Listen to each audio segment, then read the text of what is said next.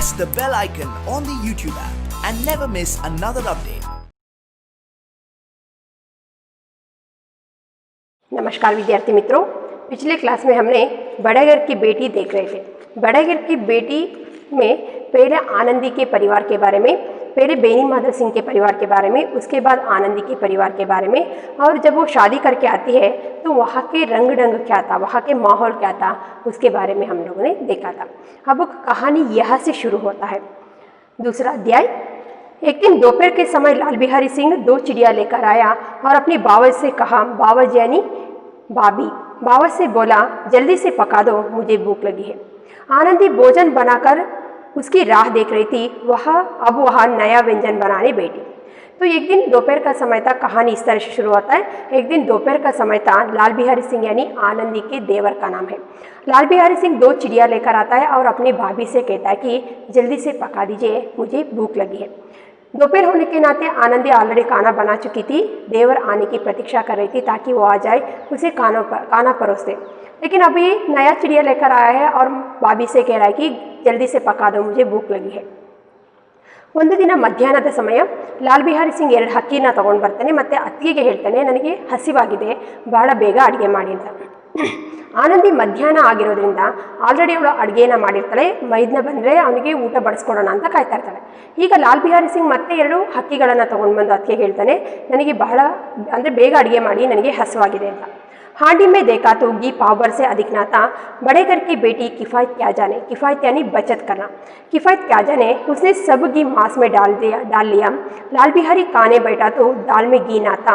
बोला, दाल में घी क्यों नहीं छोड़ा।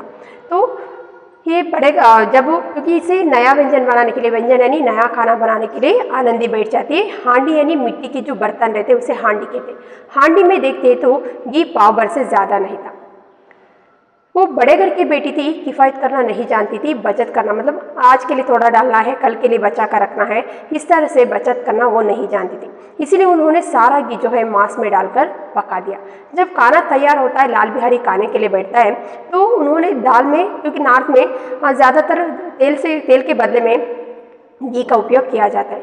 जब वो खाने के लिए बैठता है, दाल में घी नहीं देखता है तो अपने भाभी से पूछता है, आपने दाल में घी क्यों नहीं डाला है। ಈಗ ಆಲ್ರೆಡಿ ಅಡುಗೆ ಆಗಿದೆ, ಮತ್ತೆ ಅವನು ಹೊಸ ಅಡುಗೆನ ಮಾಡೋಕ್ಕೆ ಹೇಳಿದ್ದಾನೆ. ಹಾಗಾಗಿ ಆನಂದಿ ಅಡುಗೆ ಮಾಡೋಕ್ಕೆ ಕೂತ್ಕೊಳ್ತಾಳೆ. ಮಡಕೆನಲ್ಲಿ ನೋಡ್ತಾಳೆ, ತುಪ್ಪ 1/4 ಪಾವ್ಗಿಂತ ಕಡಿಮೆನೇ ಇರುತ್ತೆ. ಹಾಗಾಗಿ ದೊಡ್ಡ ಶ್ರೀಮಂತರ ಮನೆಯವಳು ಉಳಿತಾಯ ಮಾಡೋದು ಗೊತ್ತಿಲ್ಲ. ಹಾಗಾಗಿ ಪೂರ್ಣ ತುಪ್ಪವನ್ನು ಮಾಂಸಕ್ಕೆ ಹಾಕಿ ಅಡುಗೆನ ಮಾಡ್ತಾಳೆ. ಅಡುಗೆ ತಯಾರಾಗುತ್ತೆ. ಲಾಲ್ ಬಿಹಾರಿ ಊಟ ಕೂತಾಗ ಅದಕ್ಕೆ ದಾಲ್ ಅಂದರೆ ಬೇಳೆ ಸಾರಿನಲ್ಲಿ ತುಪ್ಪ ತೇಲ್ದೇ ಇರೋದನ್ನು ನೋಡಿ ಅದಕ್ಕೆ ಕೇಳ್ತಾಳೆ, ನೀವು ತುಪ್ಪ ಯಾಕೆ ಹಾಕಿಲ್ಲ ಅಂತ. ಆಗ ಆನಂದಿ ಹೇಳ್ತಾಳೆ, ನಾನು ಎಲ್ಲ ತುಪ್ಪವನ್ನು ಯಾವುದಕ್ಕೆ ಮಾಂಸದ ಅಡುಗೆಗೆ ಹಾಕಿ ಮಾಡಿದೆ. आनंदी ने कहा, घी सब मांस में डल गया। लाल बिहारी जोर से बोला, अभी परसों ही घी आया है, इतनी जल्दी उठ गया। तो वो कहती कि सारा घी जो है मैंने मांस में डालकर पका दिया। तब वो लाल बिहारी सिंह गुस्सा व्यक्त करते हुए जोर से कहता कि अभी परसों ही घी आया था, इतनी जल्दी आपने ख़त्म कर दिया क्या, सब कुछ खाली हो गया क्या, इस तरह से गुस्सा व्यक्त करता है। ಆಗ ಆನಂದಿ ಹೇಳ್ತಾಳೆ, ಎಲ್ಲದನ್ನು ನಾನು ಮಾಂಸದ ಅಡುಗೆಗೆ ಹಾಕಿ ತುಪ್ಪ ಏನಿತ್ತೋ ಎಲ್ಲ ಹಾಕಿ ಅಡುಗೆ ಮಾಡಿದ್ದೀನಿ ಅಂತ. ಅದು ಅಷ್ಟಕ್ಕೆ ಕೋಪ ಮಾಡಿಕೊಂಡು ಜೋರಾಗಿ ಲಾಲ್ ಬಿಹಾರಿ ಸಿಂಗ್ ಹೇಳ್ತಾನೆ, ಮೊನ್ನೆ ತಾನೇ ತುಪ್ಪ ಬಂದಿತ್ತು, ಅಷ್ಟು ಜಲ್ದಿ ನೀವು ಅದನ್ನೆಲ್ಲ ಖಾಲಿ ಮಾಡಿದ್ರ ಅಂತ. आनंदी ने उत्तर दिया, आज तो कुल भर पाव भर रहा होगा, वह सब मैंने मांस में डालकर पका दिया। तो वो कहती है, आज जब मैं खाना बनाने के लिए बैठी थी तब घी कितना था, पाव भर से ज़्यादा नहीं था, इसीलिए मैंने सारा घी मांस में डालकर मैंने पका दिया, खाना बना दिया। जिस तरह सूखी डाली जल्दी से जल उड़ती है, उसी तरह क्षुधा से बावला यानी पागल मनुष्य ज़रा सी बात पर तिनक जाता है। तिनक जाना मुहावरे है, चिढ़ जाना, गुस्सा व्यक्त करना। लाल बिहारी को बावज की यह डीठाई मतलब दुस्साहस बहुत बुरी मालूम हुई। तिनक कर बोले, मैके में तो चाहे घी की नदी बहाती हूँ। तो वो कहता कि इस तरह की जिस तरह से एक सूखा हुआ डाल जो है वो थोड़ी सी आग लगते ही एकदम से जल उठता है, वैसे ही भूख से बावला यानी पागल हुआ लाल बिहारी सिंह अपनी भाभी की इस तरह से जो बात का उल्टा जवाब दे रही है वो उसे सहन नहीं होता है। एकदम से चिढ़कर कहता है कि ऐसा लगता है कि आपके मैके में तो घी की नदी बहाती होगी। इस तरह से व्यंग्यात्मक रूप से गालियाँ देता है। ಒಂದು ಒಣಗಿರ್ತಕ್ಕಂತಹ ಮರಕ್ಕೆ ಅಥವಾ ಕಟ್ಟಿಗೆಗೆ ಸ್ವಲ್ಪ ಬೆಂಕಿ ತಾಗಿದ್ರು ಹೇಗೆ ಒಂದೇ ಸರಿ ಧಗ್ಗಂತ ಹತ್ತುತ್ತೋ, ಅದೇ ಥರ ಹಸುವಿನಿಂದ ಹುಚ್ಚನಾಗಿರ್ತಕ್ಕಂಥ ಲಾಲ್ ಬಿಹಾರಿ ಸಿಂಗಿಗೆ ಅದಕ್ಕೆ ಈ ಥರ ಮಾತಿಗೆ ಉಲ್ಟಾ ಜವಾಬ್ ಕೊಡೋದು ಅಥವಾ ಪ್ರತ್ಯುತ್ತರ ಕೊಡೋದು ಅವನಿಗೆ ಸಹಿಸೋಕ್ಕಾಗಲ್ಲ. ಹಾಗಾಗಿ ಕೋಪ ಮಾಡ್ಕೊಂಡು ಹೇಳ್ತಾನೆ, ನಿಮ್ಮ ನನಗನ್ಸುತ್ತೆ ನಿಮ್ಮ ತವ್ರ ಮನೆಯಲ್ಲಿ ತುಪ್ಪದ ಹೊಳೆನೇ ಹರಿಸ್ತೀರಿ, ನದಿನೇ ಹರಿಸ್ತೀರಿ ಏನೋ ಅಂತ ಹೇಳಿ ವ್ಯಂಗ್ಯವಾಗಿ ಹೇಳ್ತಾನೆ. स्त्री गालियाँ सह लेती है, मार भी सह लेती है, पर मैके की निंदा उनसे नहीं सही जाती. आनंदी मुंह फेर कर बोली, हाथी मरा भी तो 9 लाख का, वह इतना कि नित्य नाई का हार खा जाते. तो कोई भी स्त्री क्यों ना हो जाए, गालियाँ देते तो गाली सहन करती है, अपमानित करते तो अपमानित भी होती है, मारते हैं तो मार भी खा लेती है. लेकिन कोई उसके मायके के बारे में बुराई करता है तो उससे इतने आसानी से सहन नहीं होता. आनंदी का भी दशाई हालत यही होता है. उसके मायके के बारे में लाल बिहारी ने जो व्यंग्यात्मक रूप से गालियाँ दिया था, जो बातें की, उससे सहन नहीं हुआ. वो मुँह फेर कर कहती कि, गुस्सा व्यक्त करते हुए कहती कि हमारे घर में एक हाथी था, वो अभी नहीं है, वो मर गया है. हाथी मरने के बावजूद भी उसका मौल्य यानी वैल्यू कितना था, 9 लाख का था. हमारे घर में इतना कि तो हर दिन नाई कहार कहा जाता है. नाई का मतलब है हेयर कट करने वाला, बार्बर शॉप वाला, और कहार यानी घर में काम करने वाले मेड सर्वेंट रहते ना, वो लोग खा लेते हैं और किसी को पता भी नहीं चलता.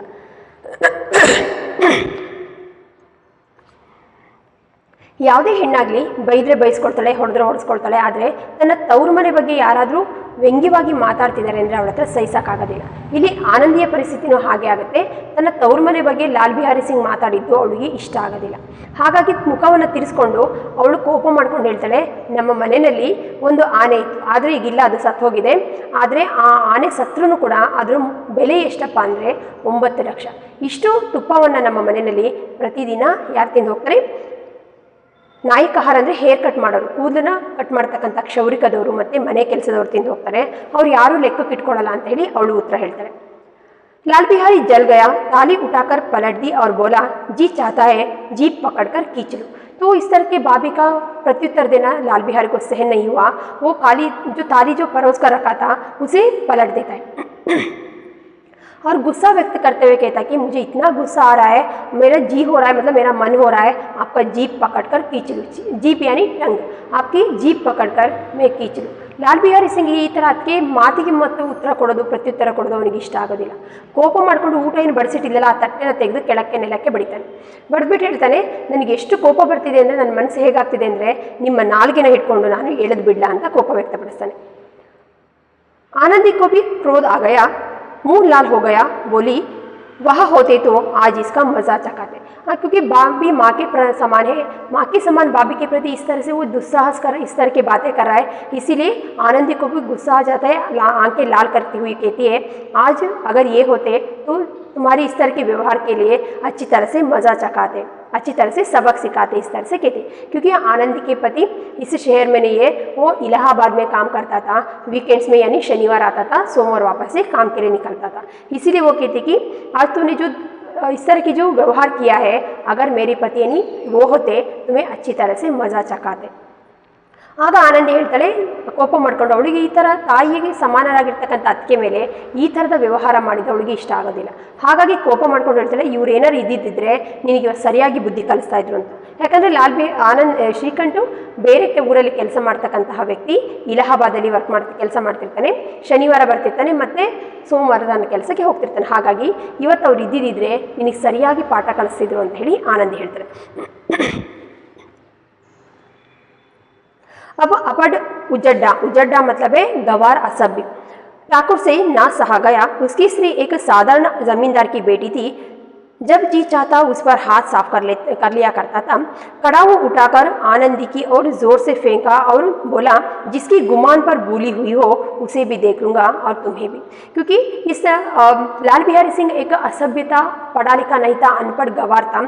इस तरह की बाबी की प्रत्युत्तर देना, बात के उल्टा जवाब देना उसे सहन नहीं हुआ. क्योंकि उसकी स्त्री यानी उसकी पत्नी एक साधारण सी जमींदार की बेटी थी. अगर वो गालियाँ देता तो चुपचाप सह लेती थी, मारता तो मार भी खा लेती थी, कभी उल्टा जवाब नहीं देती थी. लेकिन आनंदी का इस तरह से उल्टा जवाब देना उससे सहन नहीं हुआ. जो वहाँ पर बैठने के लिए जो कड़ाऊ रखा था, कड़ाऊ का मतलब है जो लकड़ी का बना हुआ एक पीठ रहते, जो उसके ऊपर बैठकर हम लोग खाना खाते हैं, उसे उठाकर एकदम से आनंदी के प्रति दे मारता है. और मारकर कहता है कि जिसकी गुमान, गुमान मतलब जिसकी गर्व पर घमंड पर सब कुछ भूली हुई हो उसे भी देख लूँगा और तुम्हें भी। भाई को नज़र में रखते हुए कहता है कि जिसकी सपोर्ट है इस तरह से सब कुछ भूली हुई हो उसे भी देखूंगा और तुम्हें भी देखूंगा, इस तरह से गुस्सा व्यक्त करता है। ಇಲ್ಲಿ ಲಾಲ್ ಬಿಹಾರಿ ಸಿಂಗ್ ಒಬ್ಬ ಅಸಭ್ಯವಾಗಿರ್ತಕ್ಕಂತಹ ಓದು ಬರಹ ಗೊತ್ತಿಲ್ಲದೆ ಇರ್ತಕ್ಕಂತಹ ಸುಸಂಸ್ಕೃತಿ ಇಲ್ಲದೆ ಇರ್ತಕ್ಕಂತಹ ಅಸಭ್ಯ ವ್ಯಕ್ತಿ. ಹಾಗಾಗಿ ಅವನ ಪತ್ನಿ ಒಂದು ಸಾಧಾರಣ ಪರಿವಾರದಿಂದ ಜಮೀನ್ದಾರನ ಮಗಳು. ಬೈದರೆ ಬೈಸ್ಕೊಳ್ತಿದ್ರು, ಹೊಡೆದ್ರೆ ಹೊಡೆಸ್ಕೊಳ್ತಿದ್ಲು, ಯಾವಾಗೂ ಉತ್ತರ ಕೊಡ್ತಿರ್ಲಿಲ್ಲ. ಈ ಥರ ಆನಂದಿ ಮಾತಿಗೆ ಮಾತು ಉತ್ತರ ಕೊಡೋದು ಅವನಿಗೆ ಸಹಿಸೋಕ್ಕಾಗೋದಿಲ್ಲ. ಹಾಗಾಗಿ ಅಲ್ಲಿ ಊಟಕ್ಕೆ ಅಂತ ಹೇಳಿ ಏನು ಮಣೆ ಇರುತ್ತಲ್ಲ, ಮಣೆ ಅಂದರೆ ಗೊತ್ತಿರ್ಬೋದು, ಮರದಿಂದ ಮಾಡಿರ್ತಕ್ಕಂಥದ್ದು, ಅದ್ರ ಮೇಲೆ ಕೂತ್ಕೊಂಡು ಊಟ ಮಾಡ್ತೀವಿ. ಆ ಮಣೆನ ಎತ್ಬಿಟ್ಟು ಒಂದೇ ಸರಿ ಆನಂದಿ ಮೇಲೆ ಎಸಿತಾನೆ. ಎಸ್ಬಿಟ್ಟು ಹೇಳ್ತಾನೆ, ಯಾರು ಸಪೋರ್ಟ್ ಇದೆ ಅಂತ ಹೇಳಿ ಎಲ್ಲದನ್ನು ಮರ್ತಿದೆಯೋ, ಇಷ್ಟು ಅಹಂಕಾರ ಮಾಡ್ತಿದೆಯೋ ಅವನನ್ನು ನೋಡ್ಕೊಳ್ತೀನಿ, ನಿನ್ನನ್ನು ನೋಡ್ಕೊಳ್ತೀನಿ ಅಂತ ಹೇಳಿ ಹೇಳ್ತಾನೆ. आनंदी ने हाथ से कड़ा वो रोकी, फिर सिर बच गया पर उंगलियों में बड़ी चोट आई. क्रोध के मारे हवा से हिलती पत्ते की भांति कांपती हुई अपने कमरे में आकर खड़ी हो गई. देखिए, तो वो उन्होंने आनंदी ने एक्सपेक्ट नहीं किया था वो मारपीट पर भी उतारू हो सकता है, इसीलिए अचानक अपनी तरफ से आती हुई खड़ाऊ को अपने हाथ से रोक लिया. अपने हाथ से रोकने की वजह से जो सिर जो है फटना बच गया, सारी उंगलियों में क्या हो जाते हैं, वो चोट लग जाता है. तो अचानक से वो एकदम से शॉक हो जाती है, एकदम से वो दंग रह जाती है. और उन्होंने सोचा नहीं था कि इस तरह से वो मारपीट के लिए भी उतारू हो सकता है. इसीलिए जो सूखी हुई पत्ती जो है हवा के झोंके से जिस तरह से लहराती हुई ज़मीन पर गिरती है, वैसे ही वो भी तो एकदम से कांपती हुई अपने कमरे में जाकर बैठ जाती है. ಇಲ್ಲಿ ಆನಂದಿ ಅಂದ್ಕೊಂಡಿರಲಿಲ್ಲ ಇವನು ಹೊಡೆಯಕ್ಕೆ ಬರ್ತಾನೆ ಅಂತ. ಅಚಾನಕ್ಕಾಗಿ ತನ್ನ ಮೇಲೆ ಬರ್ತಿರ್ತಕ್ಕಂತಹ ಮಣೆನ ಅವನೇನು ಮಾಡ್ತಾಳೆ, ಅಚಾನಕ್ಕಾಗಿ ತನ್ನ ಹತ್ರ ಬರ್ತಿರ್ತಕ್ಕಂಥ ಮಣೆನ ಅವಳು ಕೈಯಿಂದ ತಡಿತಾಳೆ. ಕೈಯಿಂದ ತಡೆದಿದ್ದರಿಂದ ಏನಾಗುತ್ತೆ, ತಲೆ ಒಡೆಯೋದು ಉಳಿಯುತ್ತೆ. ಆದರೆ ಬೆರಳುಗಳಿಗೆಲ್ಲ ಏನಾಗುತ್ತೆ, ಪೆಟ್ಟಾಗುತ್ತೆ. ಆಗ ಒಂದೇ ಸರಿ ಅವಳಿಗೆ ಗಾಬರಿಯಿಂದ ಭಯದಿಂದ ಒಂದು ಒಣಗಿರ್ತಕ್ಕಂಥ ಹುಲ್ಲು ಗಾಳಿಗೆ ಹೇಗೆ ಅಲ್ಲಾಡ್ಕೊಂಡು ತೇಲ್ಕೊಂಡು ಭೂಮಿಗೆ ಬೀಳುತ್ತೋ ಅದೇ ಥರದಲ್ಲಿ ಗಾಬರಿಯಿಂದ ನಡುಗ್ತಾ ಅವಳು ಏನು ಮಾಡ್ತಾಳೆ, ತರಗೆಲೆ ಥರ ತನ್ನ ರೂಮಿಗೆ ಹೋಗಿ ಸೇರಿಕೊಳ್ತಾಳೆ. स्त्री का बल और साहस, मान और मर्यादा पति तक है. उसे अपने पति के ही बल और पुरुषत्व का घमंड होता है. आनंदी खून का घूंट पीकर रह गई. खून का घूंट पीना एक मुहावरे है, क्रोध को दबाकर रह जाना. तो कोई भी स्त्री क्यों ना हो जाए, जब वो शादी करके आती है तो उसकी साहस है, बल, पौरुष, मान सम्मान, मर्यादा, ये सब तो पति तक ही सीमित रहता है. उसी का ही सपोर्ट रहता है, सहारा रहता है, उसी पर ही वो निर्भर होकर वो वहाँ पर आ जाती. अब उसके पति उस शहर में नहीं है, इसीलिए वो क्या करते, अपने पति उस शहर में ना होने के नाते वो कुछ नहीं कहती, जो भी गुस्सा आता है उसे अपने अंदर दबाकर बैठ जाते. क्योंकि कोई स्त्री क्यों ना हो जाए, उसकी मान सम्मान, प्रतिष्ठा और मर्यादा जो है वो पति तक ही सीमित रहता है. उसके पति उस शहर में नहीं ना होने के नाते वो कुछ नहीं कहती, जो भी गुस्सा आया था वो अपने अंदर ही दबाकर कमरे में जाकर बैठ जाती. ಯಾವುದೇ ಹೆಣ್ಣಾಗಲಿ ಪತಿ ಮನೆಗೆ ಬರ್ತಾಳೆ ಅಂದರೆ ಮಾವ ಬೈದುನ ಇದ್ದಾರೆ ಅಂತ ಹೇಳಿ ಅತ್ತೆ ಮಾವ ಇದ್ದಾರೆ ಅಂತ ಬರೋದಿಲ್ಲ. ಪತಿನೇ ಅವಳಿಗೆ ಸರ್ವಸ್ವ ಆಗಿರ್ತಾಳೆ. ಹಾಗಾಗಿ ಏನೇ ಗೌರವ ಇದ್ರೂ ಕೂಡ ಅವಳ ಮಾನ ಮರ್ಯಾದೆ ಪ್ರತಿಷ್ಠೆ ಎಲ್ಲದೂ ಕೂಡ ಪತಿ ತನಕನೇ ಸೀಮಿತ ಆಗಿರುತ್ತೆ. ಹಾಗಾಗಿ ಶ್ರೀಕಂಠ ಆ ಊರಲ್ಲಿ ಇಲ್ಲದೆ ಇರೋದ್ರಿಂದ, ಪತಿ ಇಲ್ಲದೆ ಇರೋದ್ರಿಂದ ಅವಳು ಗಲಾಟೆಯನ್ನು ಜಗಳವನ್ನು ಮುಂದುವರಿಸೋದಿಲ್ಲ. ಬಂದಿರ್ತಕ್ಕಂಥ ಎಲ್ಲ ಕೋಪವನ್ನು ಒಳಗಡೆನೆ ಅದ್ಮಿಟ್ಕೊಂಡು ರೂಮಿನಲ್ಲಿ ಹೋಗಿ ಕೂತ್ಕೊಳ್ತಾಳೆ. ये हो गई पहला अध्याय. द्वितीय अध्याय. अब तीसरा अध्याय. श्रीकंठ सिंह शनिवार को घर आया करते थे. बृहस्पति को यह घटना हुई थी.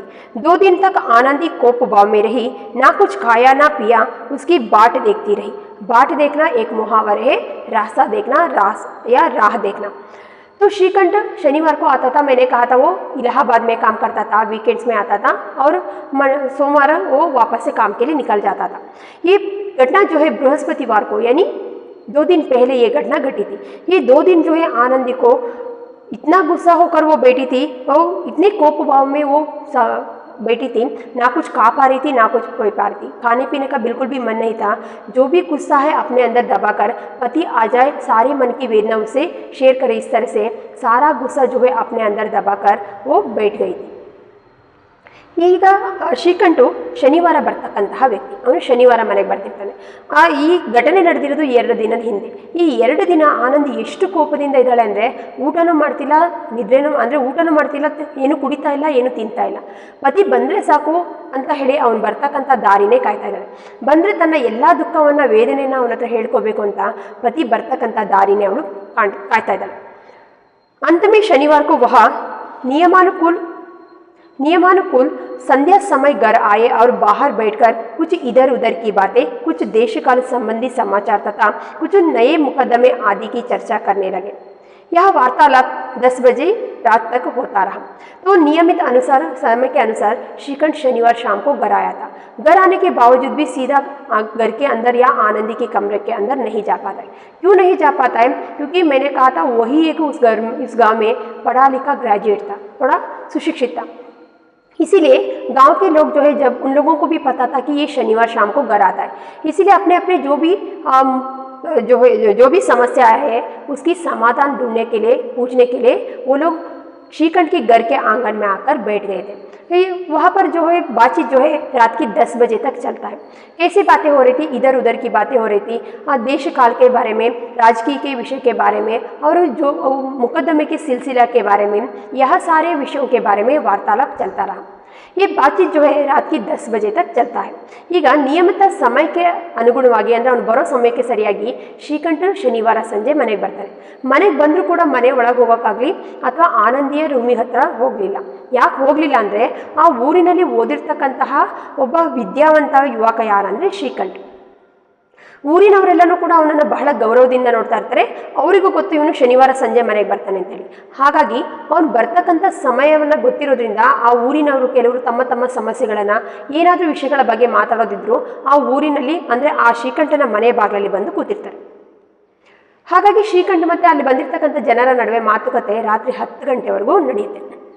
ಏನೇನು ಮಾತಾಡ್ತಾರೆ? ಅಲ್ಲಿಂದ ಇಲ್ಲಿನ ಸುದ್ದಿ ಸಮಾಚಾರ ಇರ್ಬೋದು, ರಾಜಕೀಯಕ್ಕೆ ಸಂಬಂಧಪಟ್ಟಿರೋದಿರ್ಬೋದು, ದೇಶದಲ್ಲಿ ಹವಾಮಾನಕ್ಕೆ ಸಂಬಂಧಪಟ್ಟಂಥದ್ದಿರ್ಬೋದು, ಮತ್ತು ಅವರವ್ರದ್ದು ಏನಾದರೂ ಸಮಸ್ಯೆಗಳಿದ್ರೆ ಅದರ ಬಗ್ಗೆ, ಮತ್ತು ಮುಕದ್ದಮೆಗಳಿದ್ರೆ, ಏನಾದರೂ ಕೇಸ್ ಇದ್ದರೆ, ಕೋರ್ಟಲ್ಲಿ ನಡೀತಿದ್ರೆ ಅದಕ್ಕೆ ಸಂಬಂಧಪಟ್ಟ ಹಾಗೆ ಅಲ್ಲಿಂದ ಇಲ್ಲಿನ ಸುದ್ದಿ ಸಮಾಚಾರಗಳನ್ನು ಕುತ್ಕೊಂಡು ಮಾತಾಡ್ತಾರೆ. ಈ ಥರ ಮಾತುಕತೆ ರಾತ್ರಿ 10 ಗಂಟೆವರೆಗೂ ನಡೆಯುತ್ತೆ.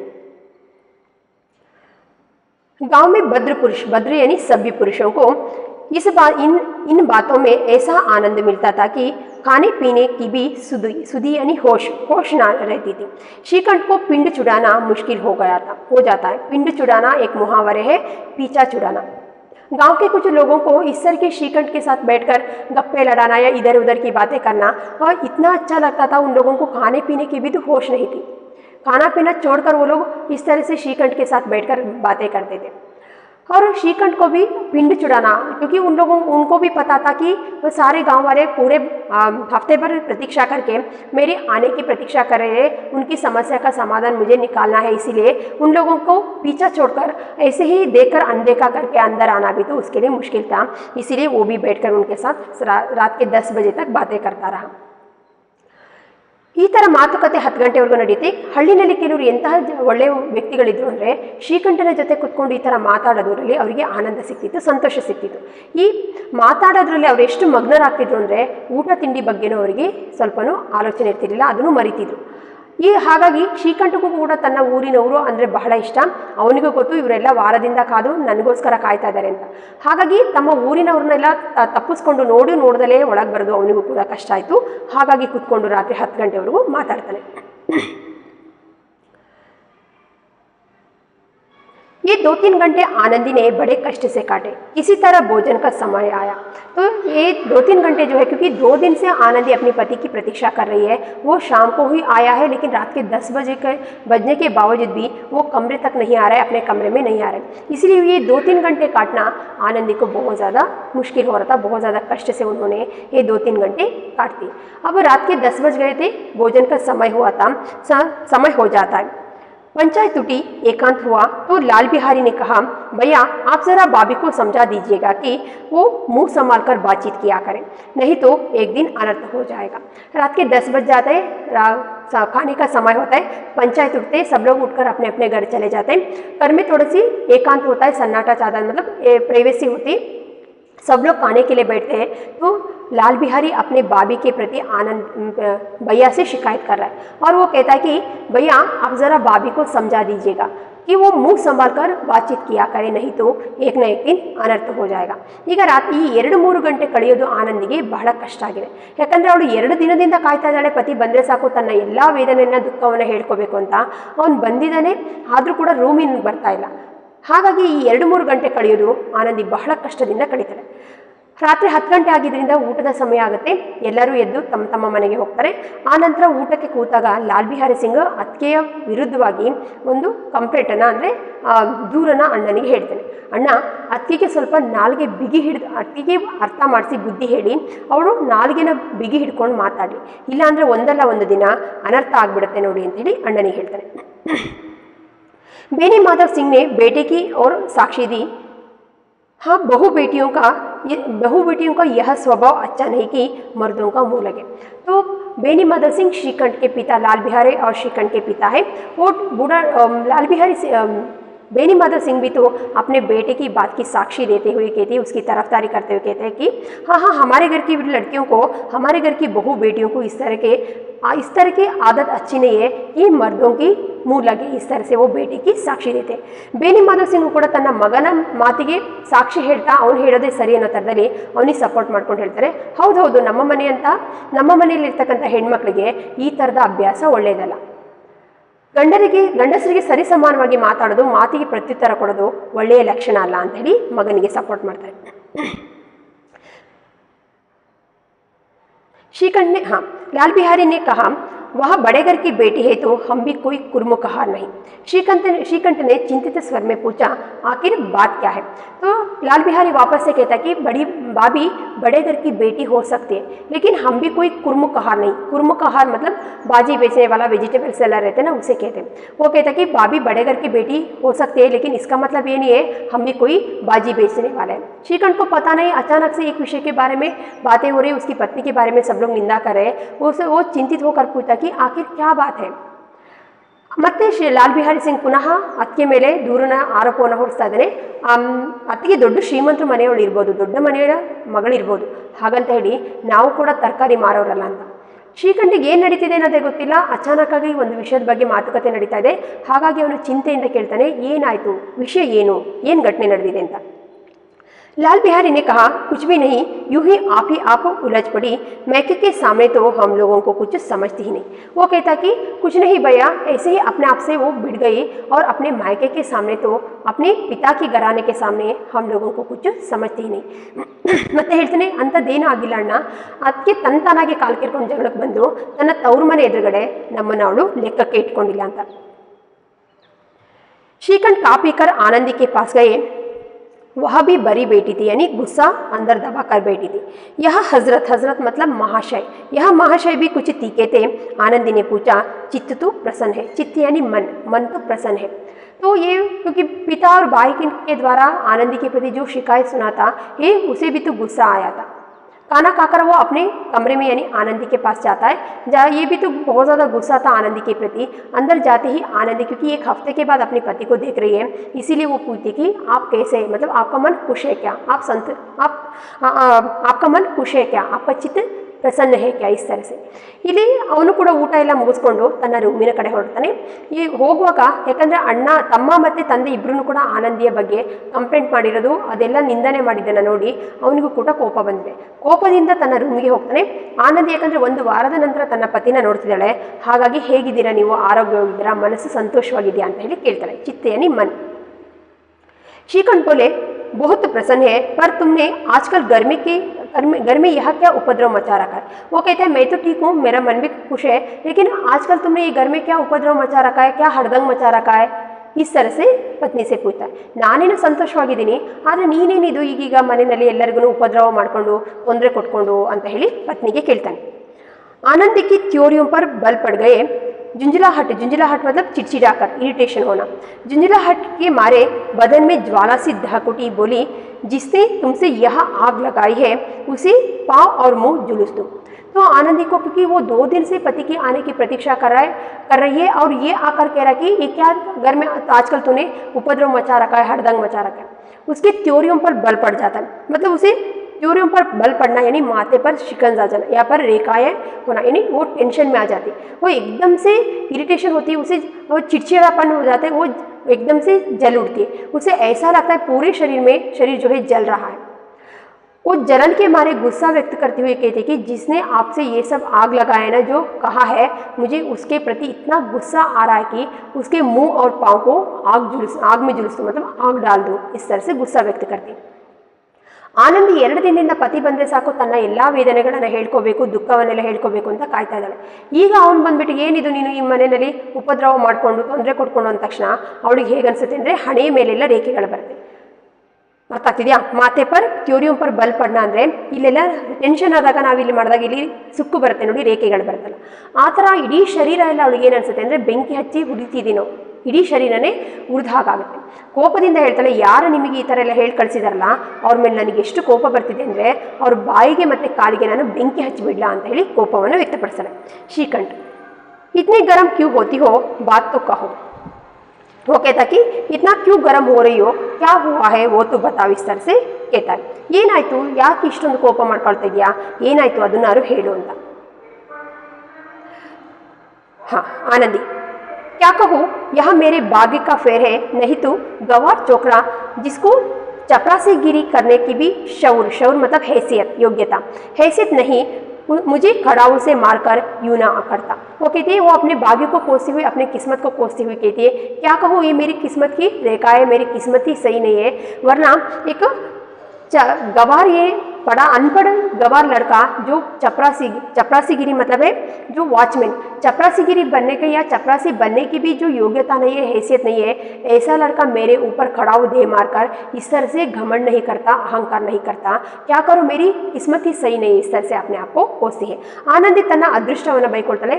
ಏನು ಹೇಳಲಿ, ನನ್ನ ಅದೃಷ್ಟನೇ ಸರಿ ಇಲ್ಲ, ಯಾಕೆಂದರೆ ಏನು ವಿದ್ಯಾವಂತನಲ್ಲದೆ ಇರ್ತಕ್ಕಂಥ, ಓದು ಬರಹ ಗೊತ್ತಿಲ್ಲದೆ ಇರ್ತಕ್ಕಂತಹ ಒಬ್ಬ ಅಸಭ್ಯ ಹುಡುಗ, ಅವನಿಗೆ ಒಬ್ಬ ವಾಚ್ಮೆನ್ ಆಗೋಕ್ಕೂ ಕೂಡ, ಒಂದು ಪ್ಯೂನ್ ಆಗೋಕ್ಕೂ ಕೂಡ ಯೋಗ್ಯತೆ ಇಲ್ಲದಿರ್ತಕ್ಕಂಥ ಹುಡುಗ ನನ್ನ ಮೇಲೆ ಮಳೆನ ಎಸ್ತಿದ್ದಲ್ದಲೆ ಈ ಥರ ಅಹಂಕಾರ ಮಾಡ್ತಿದ್ದಾನೆ ಅಂದರೆ, ಈ ಥರ ಸೊಕ್ಕನ್ನು ಮಾಡ್ತಿದ್ದಾನೆ ಅಂದರೆ ಏನು ಹೇಳಿ, ನನ್ನ ಅದೃಷ್ಟನೇ ಸರಿ ಇಲ್ಲ ಅಂತ ಹೇಳಿ ತನಗೆ ತಾನೇ ಬೈಕೊಳ್ತಾಳೆ. ಶ್ರೀಕಂಠ, सब हाल साफ साफ कहो तो मालूम हो, मुझे तो कुछ पता नहीं. वो कहता कि क्या हुआ है, साफ साफ बताओ तभी मुझे पता चलेगा, मुझे तो कुछ पता नहीं. ಏನು ನಡೀತು ಅನ್ನೋದನ್ನು ಸ್ಪಷ್ಟವಾಗಿ ಹೇಳಿದರೆ ತಾನೇ ಗೊತ್ತಾಗೋದು, ನನಗಂತೂ ಈ ವಿಷಯದ ಬಗ್ಗೆ ಏನು ಗೊತ್ತಿಲ್ಲ ಅಂತ ಹೇಳಿ ಹೇಳ್ತಾನೆ. आनंदी, परसों तुम्हारे लाडले बाई ने मुझसे मांस पकाने को कहा, ये हांडी में पाव भर से अधिक ना था, वह सब मैंने मांस में डाल दिया. जब वो खाने में बैठा तो कहने लगा, दाल में घी क्यों नहीं छोड़ा, क्यों नहीं है. तो बस इसी पर मेरे मायके को बुरा भरा करने लगा, मुझसे ना रहा गया. मैंने कहा कि वह इतना घी तो नित्य नाई कहर खा जाते हैं और किसी को जान भी नहीं पड़ता. बस इतनी सी बात पर इस अन्यायी ने मुझ पर खड़ाऊ फेंक मारी. यदि हाथ से ना रोक लो तो सिर फट जाए. उसी से पूछो जो मैं कहा जा मतलब जो कुछ हुआ है, जो कुछ कह रही हूँ वह सच है या झूठ. तो आनंदी 2 दिन पहले जो घटना घटी थी, भाभी और देवर के बीच में जो घटना घटी थी, वो विस्तार रूप से श्रीकंठ को बताती. वो कहती है, परसों तुम्हारे लाडले भाई ने मांस लेकर आया था और मुझे कहने लगा कि जल्दी से पका दो, मुझे भूख लगे. जब मैं खाना बनाने के लिए बैठी तो हांडी में देखा घी कितना था, पाव भर से ज़्यादा नहीं था, इसीलिए मैंने सारा घी मांस में डालकर पका दिया. जब खाना तैयार हुआ, वो खाने के लिए बैठा तो वो दाल में घी नहीं देखकर वो पूछता कि आपने दाल में घी क्यों नहीं डाला है. तो मैंने कहा कि सारा घी मैंने मांस में डालकर पका दिया. इतनी सी बात के लिए उन्होंने मेरे मायके के बारे में निंदा करने लगा, बुरा कहने लगा. मुझसे भी सहा नहीं गया और मैंने कहा कि हमारे घर में इतना घी तो हर दिन नाई कहर खा जाते हैं, मतलब हेयर कट करने वाले और कहर यानी काम करने वाले खा जाते हैं और किसी को पता भी नहीं चलता, कोई हिसाब भी नहीं रखता. बस इतनी सी बात के लिए उस अन्यायी ने मेरे प्रति खड़ा उठाकर ढे मारा. अगर मैं अपने हाथों से नहीं रोकती तो मेरे सिर फटने की साध्यता थी, संभावना थी. जो मैं अभी आपसे कह रही हूँ ना, वो सही है या गलत, सच या झूठ, आप अपने लाडले भाई से पूछ लीजिए. इस तरह से 2 दिन पहले जो भी घटना घटी थी वो सविस्तार रूप से अपने पति को बता देती. ಆನಂದಿ 2 ದಿನದ ಹಿಂದೆ ಏನು ಘಟನೆ ನಡೆದಿತ್ತಲ್ಲ ಅದು ಸವಿಸ್ತಾರವಾಗಿ ವಿವರವಾಗಿ ಅವ್ರ ಪತಿಗೆ ಹೇಳ್ತಾಳೆ. 2 ದಿನದ ಹಿಂದೆ ನಿಮ್ಮ ಪ್ರೀತಿಯ ತಮ್ಮ ಹಕ್ಕಿನ ತೊಗೊಂಬಂದ, ಅಂದರೆ ಮಾಂಸವನ್ನು ತೊಗೊಂಡು ಬಂದ. ನನಗೆ ಅಡುಗೆ ಮಾಡೋಕ್ಕೆ ಹೇಳ್ದ. ನಾನು ಪುನಃ ಹೊಸ ಅಡುಗೆನ ಮಾಡೋಕ್ಕೆ ಕೂತೆ. ಅಲ್ಲಿ ಮಡಿಕೆನಲ್ಲಿ ನೋಡಿದ್ರೆ ತುಪ್ಪ ಎಷ್ಟಿತ್ತು ಅಂದರೆ 1/4 ಪಾವ್ಗಿಂತ ಕಡಿಮೆ ಇತ್ತು. ಹಾಗಾಗಿ ನನ್ನ ಎಲ್ಲ ತುಪ್ಪವನ್ನು ಮಾಂಸಕ್ಕೆ ಹಾಕಿ ಅಡುಗೆ ಮಾಡಿದೆ. ಈಗ ಊಟ ತಯಾರಾಯಿತು. ಊಟಕ್ಕೆ ಕೂತಾಗ ದಾಲಿಗೆ ಅಂದರೆ ಬೇಳೆ ಸಾರಿನಲ್ಲಿ ತುಪ್ಪವನ್ನು ಹಾಕ್ತಾ ಇದ್ದಿದ್ದನ್ನು ನೋಡಿ ಅವನು ನನಗೆ ಕೇಳೋಕ್ಕೆ ಶುರು ಮಾಡ್ದ, ನೀವು ತುಪ್ಪವನ್ನು ಯಾಕೆ ಹಾಕಿಲ್ಲ ಅಂತ. ಅದಕ್ಕೆ ನಾನು ಹೇಳಿದೆ, ಎಲ್ಲ ತುಪ್ಪವನ್ನು ನಾನು ಮಾಂಸಕ್ಕೆ ಹಾಕಿ ಅಡುಗೆ ಮಾಡಿದ್ದೀನಿ. ಅಷ್ಟು ಸಣ್ಣ ವಿಷಯಕ್ಕೆ ಅವನು ಏನು ಮಾಡ್ದ, ನನ್ನ ತವ್ರ ಮನೆ ಬಗ್ಗೆ ಕೇವಲವಾಗಿ ಮಾತಾಡೋಕ್ಕೆ ಶುರು ಮಾಡ್ದ. ನನಗೂ ಸಹಿಸೋಕ್ಕಾಗಲಿಲ್ಲ. ನಾನು ಹೇಳಿದೆ, ನಮ್ಮ ಮನೆಯಲ್ಲಿ ಇಷ್ಟು ತುಪ್ಪವನ್ನು ಪ್ರತಿದಿನ ಕೂದಲನ್ನು ಕಟ್ ಮಾಡ್ತಕ್ಕಂಥ ಕ್ಷೌರಿಕದವರು ಮತ್ತು ಮನೆ ಕೆಲಸದವರು ತಿಂದು ಹೋಗ್ತಾರೆ. ಅಷ್ಟು ತುಪ್ಪ ಎಲ್ಲಿ ಖರ್ಚಾಯಿತು ಅಂತ ಯಾರೂ ಲೆಕ್ಕಕ್ಕೂ ಇಟ್ಕೊಳ್ಳೋದಿಲ್ಲ, ಯಾರೂ ಅದನ್ನು ನೋಡೋಕ್ಕೂ ಹೋಗಲ್ಲ ಅಂತ. ಅಷ್ಟು ಸಣ್ಣ ವಿಷಯಕ್ಕೆ ಆ ಅನ್ಯಾಯ ಏನು ಮಾಡ್ದ ಅಂದರೆ ನನ್ನ ಮೇಲೆ ಮಣೆನ ಕೂತ್ಕೊಳ್ಳೋಕೆ ಇಟ್ಟಿರ್ತಕ್ಕಂಥ ಮಣೆನ ಎತ್ತಿ ಎಸೆದ. ನಾನು ನನ್ನ ಕೈಯಿಂದ ಅದನ್ನು ತಡೆದೆ, ಇಲ್ಲ ಅಂದರೆ ನನ್ನ ತಲೆ ಒಡೆದು ಹೋಗುವಂಥ ಸಾಧ್ಯತೆ ಇತ್ತು. ಈಗ ನಾನೇನು ಹೇಳಿದ್ದೀನಲ್ಲ ಅದು ಸರಿನೋ ತಪ್ಪೋ, ಸತ್ಯನೋ ಸುಳ್ಳು ಅನ್ನೋದನ್ನು ನೀವು ನಿಮ್ಮ ಪ್ರೀತಿಯ ತಮ್ಮನಿಗೆ ಕೇಳ್ಕೊಳ್ಳಿ ಅಂತ ಹೇಳಿ 2 ದಿನದ ಮೊದಲೇ ಏನು ಘಟನೆ ನಡೆದಿತ್ತಲ್ಲ ಅದನ್ನು ಸವಿಸ್ತಾರವಾಗಿ ಹೇಳ್ತಾನೆ. ಅರ್ಥ ಆಯ್ತಾ? ಈಗ ಇಲ್ಲಿಗೆ ನಿಲ್ಲಿಸ್ತೀನಿ. ನೆಕ್ಸ್ಟ್ ಕ್ಲಾಸಲ್ಲಿ ನೋಡೋಣ. Thank you.